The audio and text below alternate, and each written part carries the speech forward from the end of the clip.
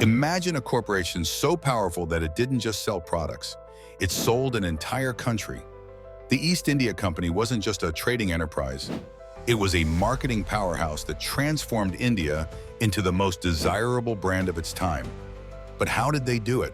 And at what cost? From the 17th to the 19th century, the British East India Company mastered the art of persuasion, turning India's resources, culture, and even people into commodities for global consumption.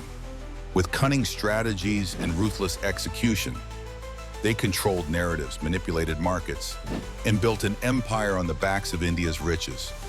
But what was the secret to their success? India, the ultimate colonial brand. Before the British set foot in India, the country was already a hub of wealth and innovation. Spices, textiles, and gems from India were the most coveted goods in European markets. But the East India Company didn't just sell products. They sold a vision of India that fascinated and obsessed the Western world. They crafted India as an exotic paradise, a land of endless riches, mysticism, and luxury. This branding was deliberate, designed to make European consumers crave the authentic experience of Indian goods. Silk from Bengal, tea from Assam, and spice from Kerala became symbols of status and power in London, Amsterdam, and beyond. The power of perception, marketing through art and literature. One of the most brilliant strategies of the East India Company was how they used art, literature, and even storytelling to shape the world's view of India. British artists and writers painted India as both a land of opportunity and a place in need of British order. Paintings and engravings. British artists like Thomas and William Daniel created mesmerizing depictions of India, its palaces, temples, and landscapes that romanticized the subcontinent for European audiences. Travel writings. Books and travelogues described India as an adventure waiting to be tamed, reinforcing the idea that British intervention was not only profitable but necessary. Exoticized advertising. Whether it was tea packaged with images of Indian royalty or muslin labeled as woven air from Bengal, everything was designed to spark curiosity and increase sales. Monopoly and manipulation, controlling supply and demand. A brand is only as strong as its exclusivity, and the East India Company understood this better than anyone.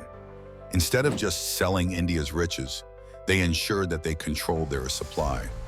The Bengal textile industry takeover. Indian textiles were once the finest in the world, worn by European elites. The company first flooded markets with Indian cloth, then destroyed local industries to monopolize the trade, forcing Indians to buy British-made goods instead. The opium trade. One of the most controversial marketing strategies was the forced cultivation of opium in India, which was then illegally smuggled into China in exchange for silver. This created an addiction-driven market that fueled the British economy. Tea as a global obsession. Indian tea became the drink of the British Empire, but it wasn't just by accident. It was a carefully orchestrated strategy. By popularizing tea culture in Britain and artificially lowering prices, the company made sure that Indian tea became a staple in every British household.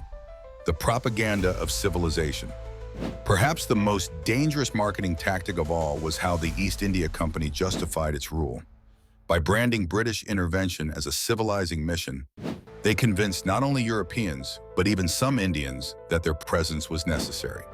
Education and language.